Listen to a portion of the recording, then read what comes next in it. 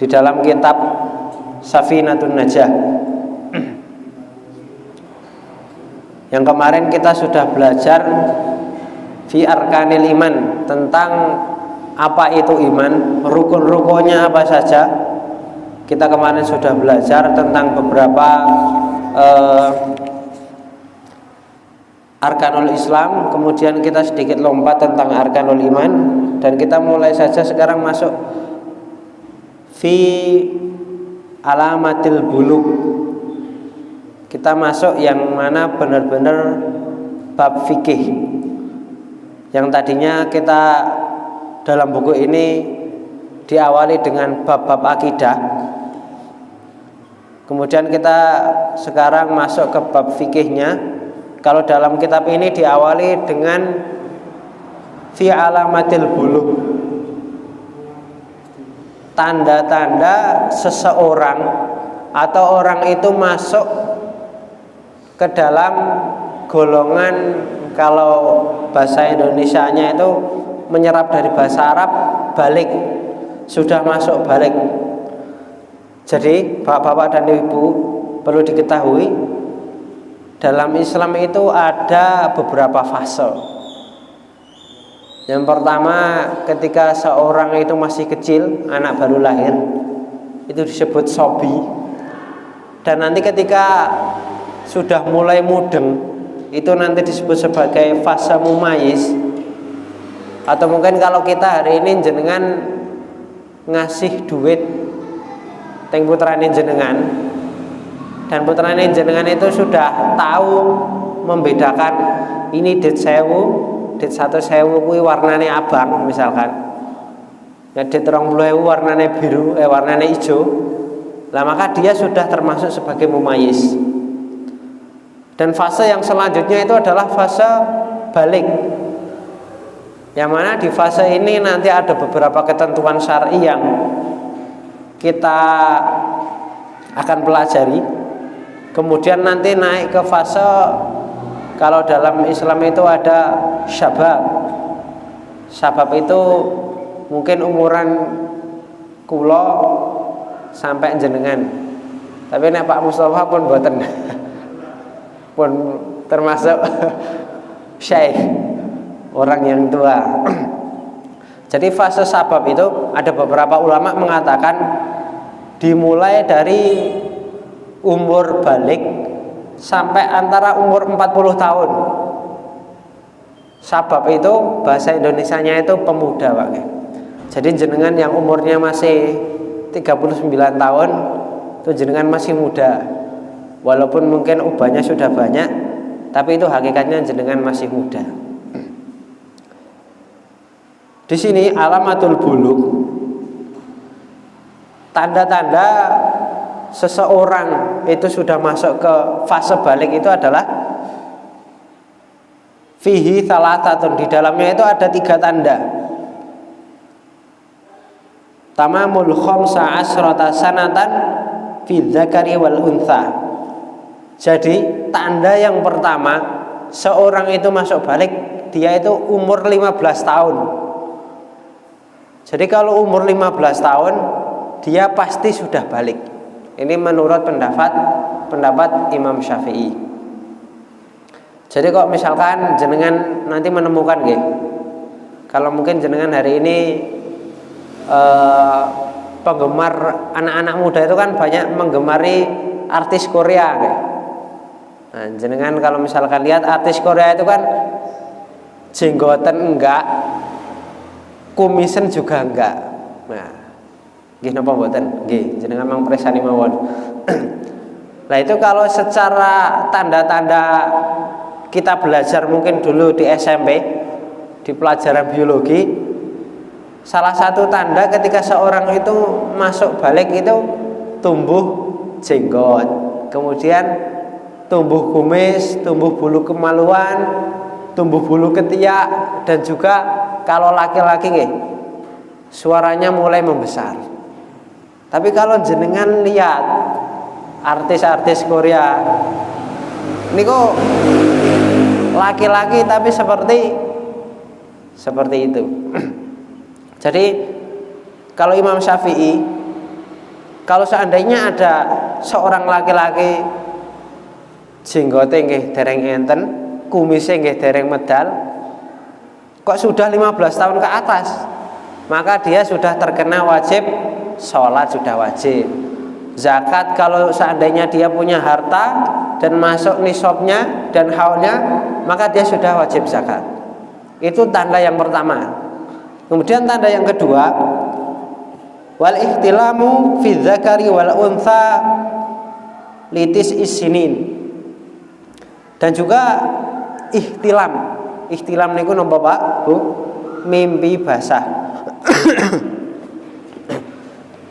Jadi kalau orang terdahulu, orang-orang zaman dahulu dengan anak-anak hari ini itu berbeda, Pak.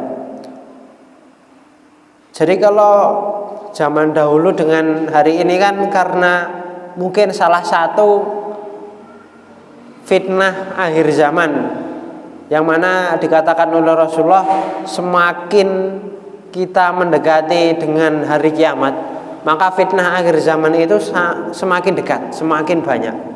Bahkan perzinahan itu tidak bisa dihindari lagi.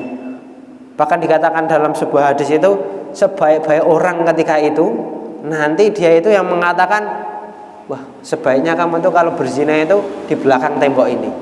Itulah fitnah akhir zaman, yang mana nanti di hari kiamat anak bayi niku Pak, bayi lahiran ceprol niku langsung napa, rambutnya itu berwarna putih. Itu menunjukkan istilahnya dengan keadaan hari ini bahwasanya ihtilam atau mimpi basah atau mungkin pubertas masa kini.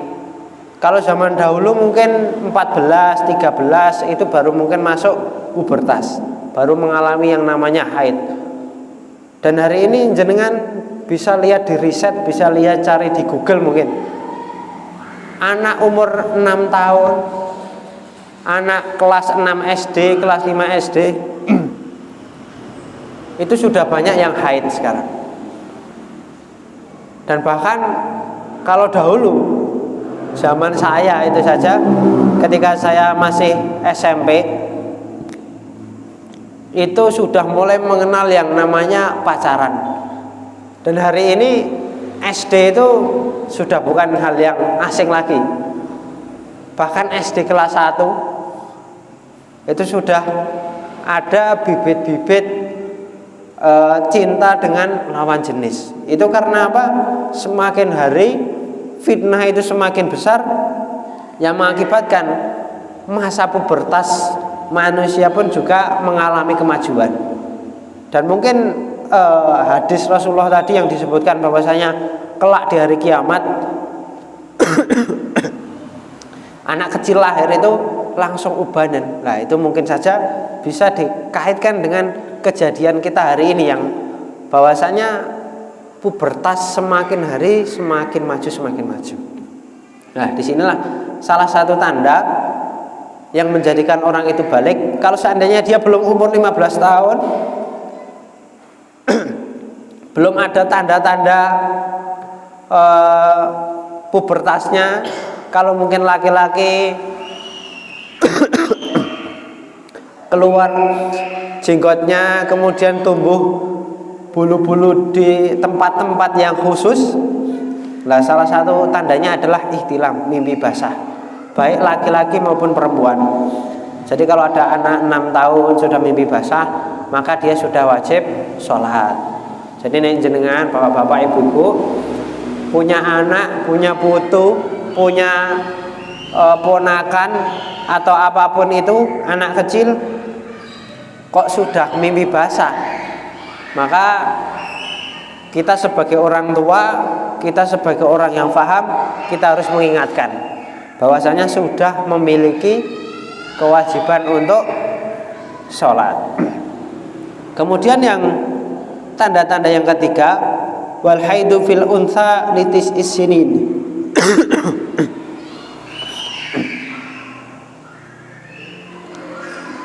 Jadi tanda tanda-tanda seorang itu masuk masa balik. Untuk laki-laki ada 2. Yang pertama 15 tahun dan yang kedua ihtilam. Sedangkan untuk perempuan itu ada 3. Yang pertama 15 tahun, yang kedua itu ihtilam, mimpi basah, dan yang terakhir itu adalah haid. Jadi ada 3 untuk perempuan dan 2 untuk laki-laki. Jamaah yang semoga dirahmati Allah Subhanahu wa taala, seorang kalau dia itu anak sudah masuk masa balik, maka dia sudah ada kewajiban untuk sholat. Kemudian dia juga sudah memiliki kewajiban untuk zakat. Dan dia harus, kalau seandainya dia itu umurnya 9 tahun sudah ihtilam, maka dia harus ketika tidur dia harus dipisah. Dan dia sudah tidak boleh berdua-duaan dengan lawan jenis. Dia sudah harus tahu mana mahramnya, mana bukan mahramnya. Dia tidak boleh berjabat tangan dengan yang bukan mahramnya dan lain sebagainya. Dan juga Pak, Bu, perlu kita ketahui ya, kalau anak itu sudah balik, kita sudah tidak wajib memberikan makan secara syar'i. Kita sudah tidak wajib memberikan uang saku kepadanya secara syar'i seperti itu. Karena hakikatnya orang sudah balik itu, maka dia sudah memiliki tanggung jawab sendiri. Malaikat pencatat amal baik dan amal buruk itu sudah mulai menulis. Amal baiknya apa sudah ditulis, amal buruknya apa itu sudah ditulis. Kalau 14 tahun belum balik, dia sholat jamaah, dia bersedekah, maka pahalanya itu untuk kita, untuk yang orang tuanya. Ngajinya untuk kita, semangat beribadahnya untuk kedua orang tuanya. Tapi kalau dia sudah balik, dosanya dia tanggung sendiri, apa-apanya sudah milik dia. Dan orang tua sudah tidak memiliki kewajiban. Tapi kalau seandainya orang tua mau memberikan, misalkan dia mondok, kemudian kalau enggak dia sekolah, diberikan uang saku, kemudian diberikan uang untuk hidup, diberikan makan, maka itu statusnya adalah sedekah jenengan bagi anak jenengan. Itu sudah seandainya ada kok orang tua nggak ngasih, secara hukum syar'i dia tidak melanggar. Tapi mungkin kalau secara kemanusiaan di Indonesia terutama, itu mungkin sebuah hal yang tabu. Anak SMP umur 15 tahun masa sudah kerja sendiri. Dan perlu jenengan ketahui Pak, kita ketahui bahwasanya kalau seorang itu sudah balik, maka dia sudah boleh nikah, sudah boleh berkeluarga, sudah boleh untuk melakukan aktivitas muamalah yang lainnya. Kita tahu orang-orang terdahulu Pak, banyak ulama-ulama kita, para sahabat, siapa yang gak kenal dengan Usamah bin Zaid? Usamah bin Zaid itu adalah seorang komandan perang, umurnya 18 tahun Pak. Hebatnya Islam, yang mana Islam itu gak mengenal istilahnya masa remaja. Dalam Islam itu gak ada istilah remaja, adanya anak-anak. Dan ketika sudah bayi, balita, kemudian masuk memayis, mulai mengenal, bisa membedakan, oh ini sapi, ini kambing, ini ayam, kemudian masuklah masa balik. Gak ada masa-masa masa-masa tadi. Setelah balik langsung nanti masuk ke sabab. Jadi nggak ada istilahnya masa mencari jati diri. Kadang kita dituntut untuk memahami keadaan. Ketika anak itu umur 15 tahun, 17 tahun, 18 tahun, maka anak itu dalam keadaan labil. Dalam agama Islam itu nggak ada. Kalau seandainya agama Islam itu ada seperti itu, nggak ada yang namanya Usamah bin Zaid, nggak ada namanya Ali radhiyallahu anhu. Karena apa? Mereka ketika sudah masuk masa balik, mereka itu langsung berjuang untuk Islam. 18 tahun itu menjadi komandan perang. Bayangkan Pak, Bu. Komandan perang itu tahu strategi perang, tahu kekuatan musuh, tahu bagaimana cara memetakan wilayah. Itu 18 tahun. Sultan Iskandar Muda di Aceh, Pak. Tidak usah jauh-jauh nih. Di Aceh itu ada, umur 14 tahun beliau sudah diangkat menjadi sultan. Dan hari ini ada seorang anak kecil, beliau itu umur 12 tahun, beliau sudah bisa menulis 4 buku. Salah satunya kalau jenengan cari ada, Abiku Memang Beda. Beliau anak umur 12 tahun ketika itu, beliau sudah bisa menulis buku dan beliau memiliki perusahaan sendiri, 4 perusahaan ternama ketika itu. Saya mendengarkan di YouTube-nya itu, beliau masih umur belia 12 tahun. Yang mana kenapa kok bisa? Kok bisa seperti itu? Umur 12 tahun, umur 14 tahun, 18 tahun, yang mana genep 20 tahun itu saja belum. Tapi karir mereka itu sudah melonjak naik. Karena apa? Mereka itu dididik dengan agama Islam, yang mana keluarganya benar-benar paham. Dan mereka tahu bahwasanya kalau anak itu sudah balik, maka dia itu sudah kewajibannya seperti hakikatnya orang yang sudah harus paham tentang ilmu dunia dan ilmu agama. Jadi di sinilah pentingnya kita ini memahami bahwasanya ketika orang itu, anak itu sudah balik, maka dia sudah memiliki kewajiban seperti yang kita miliki hari ini.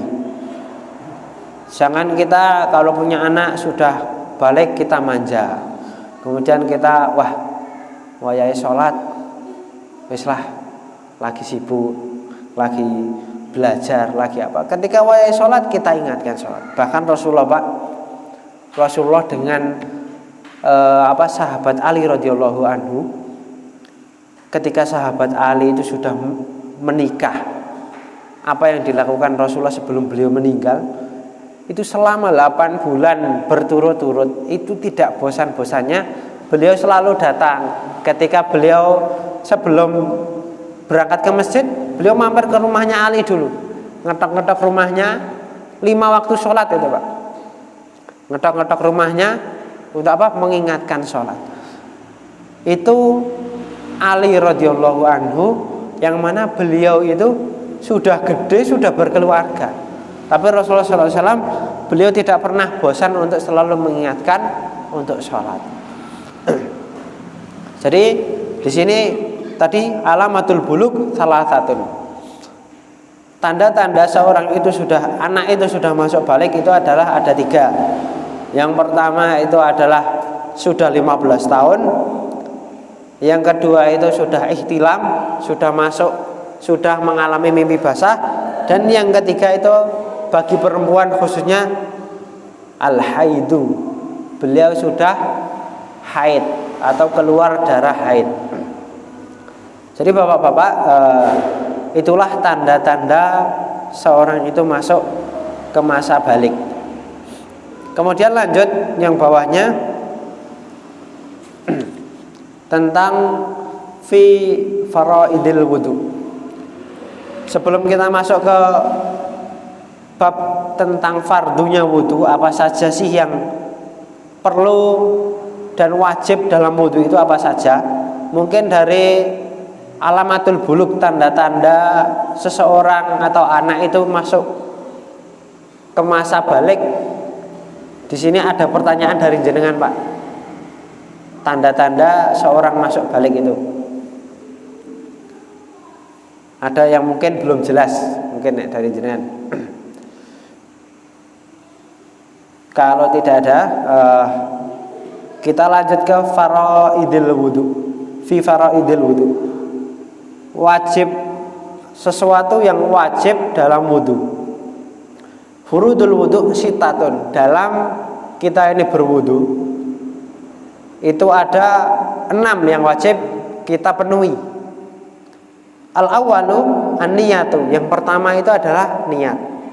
Rasulullah SAW mengatakan di dalam sebuah hadisnya, mau jenengan cari di dalam hadis Bukhari Muslim, hadis Arba'in Nawawi, itu ketika jenengan buka, yang pertama itu adalah innamal a'malu binniyat wa innamal likulli imri'in ma nawa, dan sebagainya. Jadi dalam kitab hadis itu disebutkan bahwasanya sesungguhnya semua amalan itu tergantung dari niatnya. Dan ketika jenengan, kenapa para ulama itu meletakkan hadis itu di pertama? Ketika jenengan buka nanti hadis itu hadis yang pertama. Kenapa? Karena pentingnya niat. Bahwasanya niat itu adalah syarat sahnya sebuah ibadah. Kalau ibadah niatnya nggak benar, maka ibadahnya nggak akan pernah dinilai oleh Allah Subhanahu wa taala, nggak akan pernah diterima. Setelah kemarin kita syahadat, kemudian kita tahu, mungkin kalau sholat itu kita tahu tadi kita sudah masuk balik, kemudian kita harus tahu juga tentang niat. Islam iya, balik iya, tapi nggak niat. Contohnya kayak misalkan kita bersedekah, mengeluarkan sedekah, padahal kita dalam 1 tahun harta kita sudah wajib zakat ya. Seandainya kita sudah wajib zakat, kita punya harta yang mana hartanya itu sudah masuk nisab, kita harus mengeluarkannya, tapi nggak kita niatkan untuk bayar zakat.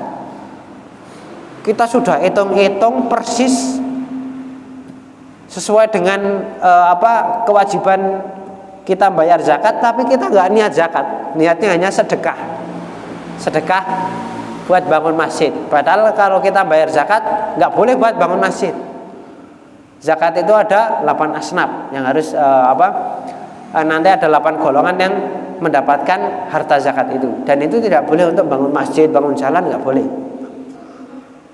Lah kalau seandainya kita niatnya itu hanya untuk sekedar sedekah, pokoknya infak lah, maka itu belum gugur kewajiban kita untuk membayar zakat. Begitu juga seandainya kita ini melu-melu, wah bahaya melu-melu Pak. Melu-melu, misalkan ada orang sholat, wah ki sholat opo ya, melu-melu lah sholat, nggak dapat pahala apa-apa. Kalau seandainya kita nggak tahu ilmunya, nggak niat apa-apa, melu-melu lah, nah itu nggak dapat apa-apa. Maka pentingnya niat. Bahkan saya pernah dapat sebuah kisah. Jadi ada 3 tukang ketika itu Pak. Satu tukang bernama A, gampangannya seperti itu ya. A, B, dan C. Sama-sama mereka memiliki proyek, diminta untuk bangun masjid. Bangun masjid di sebuah kota yang mana kotanya itu sangat ramai sekali Pak. Di situ diminta untuk bangun masjid. 3 tukang ini sama-sama bekerja. Ketika itu bikin pondasi Pak, bikin pondasi, sudah mulai naik, mulai bikin dinding. Nah, yang satu jikui boto, yang satu ngukur-ngukur dan lain sebagainya. Nah, aktivitas tukang pada umumnya seperti itu. Kemudian ada orang lewat, tanya sama si A, "Hei si A, kamu lagi ngapain?" "Ya biasalah kerja nyari duit, daripada di rumah nganggur gogak-gogok." Sambil beliau ngerjakan masang-masang botol. Kemudian lewat lagi tadi orang tadi, tanya sama si B, iseng-iseng nanya sama si B. Si B ini lagi sibuk ngudak-udak semen. Ditanya, "Pak, lagi ngapain Pak jenengan nih?" Udah tahu ngudak-udak semen masih tanya, ya bikin masjid lah. Nah, ketika ditanya bagus tapi jawabannya sekedarnya, bahkan mungkin sambil merengut Bang, karena mungkin mikir utang. Nah kemudian yang pemuda tadi, orang tadi jalan lagi ketemu dengan tukang yang C. Nah, tukang yang C ditanya, Pak, lagi sibuk apa Pak jenengan? Ya gini Mas, lagi sibuk bangun masjid. Ya hidup-hidup saya nyari rizki. Di samping itu saya juga berharap semoga dengan masjid ini, aku bangun masjid, aku juga dapat pahalanya. Ketika masjid ini jadi bagus, nggak kehujanan, orang yang sholat di dalamnya nyaman, hidup di dalamnya, ibadah di dalamnya nyaman, enak, baca Quran, semoga aku dapat pahalanya. Kira-kira Pak, ya, kalau ternyata yang jalan-jalan itu mandor, yang bakal dikasih lebih, itu bakal yang mana? A, B, atau C? Antara yang B sama yang C. Antara yang A sama yang C. Yang B nggak mungkin, karena kerjaannya seperti itu. Itu saja di hadapan manusia nih. Kalau seandainya di hadapan Allah Subhanahu Wa Taala, jelas yang C mendapatkan hal yang lebih. Karena apa? Niat. Tadilah di sini mahalnya niat, yang mana Rasulullah SAW itu mengatakan innamal a'malu binniyati. Segala amal apapun itu tergantung dari niatnya. Mau sedekah, mau sholat, mau zakat, mau haji saja, menghabiskan dana sebanyak itu, kok niatnya itu cuman pengen mendapatkan gelar di depan namanya itu H. Jangan pernah berharap kita mendapatkan haji yang mabrur. Jadi bapak-bapak dan ibu-ibu perlu diketahui bahwasanya dalam furudul wudu, kewajiban wudu yang kewajiban wudu yang pertama adalah an-niyatu. Niat kita harus benar. Niat kita harus bismillah untuk menghilangkan hadas. Bismillah, saya mau berwudu untuk sholat. Nah, kalau kita sudah niat berwudu, maka insya Allah wudu kita sudah sah. Kok seandainya kita nggak niat, jebar-jebur mawon, sing penting telas, nggak niat, melu-melu, nggak mudeng. Kalau ini ternyata ini wudu, fungsinya untuk menghilangkan hadas agar kita ini suci, sing penting melu-melu, arep sholat ke carane ngene iki sih, melu-melu, nggak tahu ilmunya, maka dia nggak dinilai wudunya nggak sah. Maka yang pertama adalah an-niyatu, niat. Bapak-bapak dan ibu-ibu yang dirahmati Allah Subhanahu Wa Taala, niat itu sangat penting sekali, karena niat itu juga yang menjadi pembeda dari segala amal apapun yang kita lakukan. Sama-sama, contohnya nih, sama-sama sholat 2 rakaat. Yang satu sholat subuh dan yang satu sholat fajar. Itu di hadapan Allah Subhanahu Wa Taala itu berbeda. Yang satu niatnya sholat subuh, dia menggugurkan kewajiban. Yang satunya lagi dia sholatnya 2 rakaat untuk sholat sunnah fajar, dia mendapatkan pahala sholat sunnah fajar. Dan ada lagi yang 2, dia datang sebelum subuh, dia datang ke masjid, sholat 2 rakaat, niatnya untuk tahiyatul masjid, dia mendapatkan pahala tahiyatul masjid. Tapi ada yang datang, wah biasa nih. Nah, ini hati-hati Pak nggih. Kalau kita ini biasane normale menungso. Wah, kalau biasanya kita ini ngikuti biasane. Biasanya kalau orang itu masuk masjid sholat 2 rakaat dulu, melu-melu kayak lah, sholat 2 rakaat. Nah itu kalau nggak ada niatnya itu untuk kita itu sholat tahiyatul masjid. Seandainya kalau nggak sholat 2 rakaat, sholat sunnah 2 rakaat saja itu boleh. Tapi kalau nggak ada niatnya, wes kesel, ora entuk apa-apa, ngentek ke waktu, nah iman Pak. Makanya disinilah niat kita perlu kita ketahui lagi apa yang kita lakukan, berusaha kita niatkan untuk lillahi ta'ala terutama gitu. Niatnya benar, niatnya sedekah untuk membangun masjid misalkan, niat sedekah jariyah, tapi niatnya di samping itu juga niatnya untuk ben didelok aku ki wong lomo, ben didelok aku ki wong apian, aku wong sugih mosok ora sedekah. Maka itu di hadapan Allah Subhanahu wa taala niatnya benar untuk sedekah, tapi enggak bernilai pahala. Karena apa? Niat. Jadi niat itu berat sekali bagi. Niat itu amalan hati. Dalam sebuah kitab Minhajul Muslim dan juga dalam syarah Safinatun Najah dikatakan an-niyatu azmul qalbi. Cukup amalan hati, Pak. Bukan amalan lisan. Jadi nanti ada perbedaan, Pak. Ketika kita ini sholat. Jadi kalau saya juga membaca syarahnya di sini tentang niat wa tartib. Niat selain azmul qalbi itu Imam Syafi'i juga menambahkan bahwasanya wa talafudzu biha sunnatun. Jadi niat itu adalah amalan hati, dan kalau seandainya kita mengucapkan dalam lisan, kita ucapkan melalui mulut kita, itu masuknya sunnah.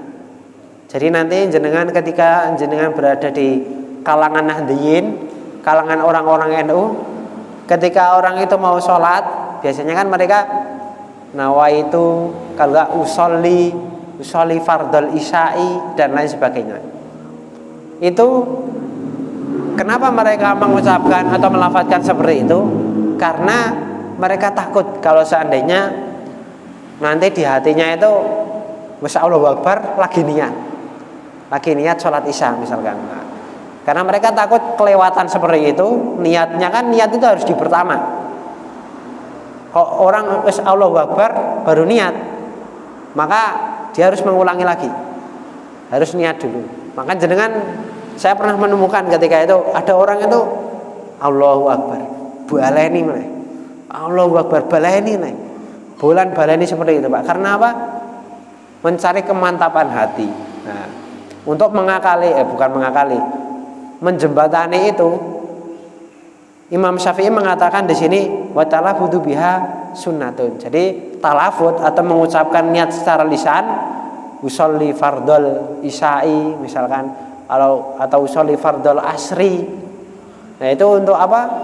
Agar kita ini pas di niatnya. Karena ketika kita mau Allahu Akbar itu kita sudah niat. Karena itu nilainya sunnah menurut Imam Syafi'i. Tapi nanti juga ada beberapa orang yang mereka itu hanya sekedar Bismillahirrahmanirrahim Allahu Akbar. Karena apa? Itu semuanya benar, Pak. Mau dilafadzkan silahkan, mau nggak dilafadzkan juga silahkan. Jadi nggak ada yang namanya wah kita belajar. Jadi kalau niat itu amalan kolbi, bukan amalan hati, bukan amalan lisan. Maka kalau seandainya orang pakai lisan itu keliru. Nah, itu enggak. Jadi semuanya benar. Yang penting dalam hati kita itu ada niatan. Bahkan Pak jenengan, misalkan kita ini berangkat dari rumah niat sholat isya, niat saja pengen sholat isya, datang ke masjid, kemudian kita sholat Allahu Akbar, tanpa ketika kita mau sholat itu tanpa mengucapkan niat dalam hati lagi, langsung Bismillah Allahu Akbar, itu sudah sah menurut beberapa ulama. Karena intinya itu bahwasanya niat itu adalah amalul qalbi, aktivitas hati, yang mana ini adalah perbuatan hati yang tidak perlu diucapkan, juga tidak perlu ditunjukkan dalam sebuah tulisan. Itu sudah sah. Jadi kalau mau diucapkan dalam bentuk perkataan itu juga tidak apa-apa. Nah, itulah yang pertama dalam wudu yang perlu kita perhatikan adalah niat. Bukan hanya wudu saja.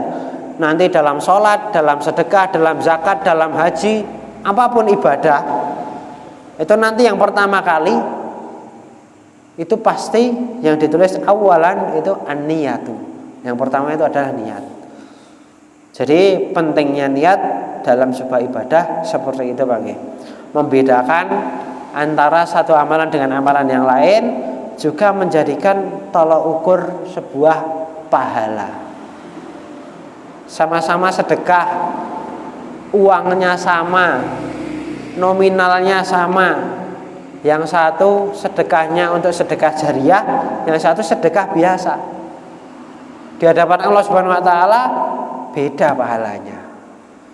Jadi seperti itu, itulah pentingnya niat. Kemudian yang kedua, wajibnya wudhu yang kedua adalah ghuslul wajhi, membasuh wajah. Nah, ini penting Pak nggih. Wajah niku mana? Wajah niku dari ujung rambut kita nggih. Kalau rambut itu sudah masuk ke kepala. Jadi semua garis dari sini sampai sini nggih, sampai ke janggut itu termasuk wajah. Jadi ketika kita nanti perempuan, terutama untuk ibu-ibu yang perempuan, ketika sholat itu kan kita harus menutup aurat kita, aurat perempuan, kecuali dua hal, yaitu wajah dan telapak tangan. Nah ini yang sering orang keliru. Yang mana wajah itu kan hanya ini Pak nggih, sekedar wajah ini saja. Kebanyakan perempuan itu pakai rukohnya niku seperti ini Pak nggih. Nah ini belum menutup aurat. Ketika sholat seorang perempuan itu harus dagunya ditutup, harus seperti ini. Karena kalau seandainya dia masih seperti ini, dia belum menutup aurat dan sholatnya belum sah. Karena aurat perempuan itu semua tubuhnya kecuali wajah dan telapak tangan. Jadi itulah ghuslul wajhi, membasuh wajah. Jadi wajibnya wudhu itu adalah yang pertama tentang niat, kemudian yang kedua adalah ghuslul wajhi. Kemudian masih ada beberapa lagi yang nanti kita akan bahas di pertemuan selanjutnya.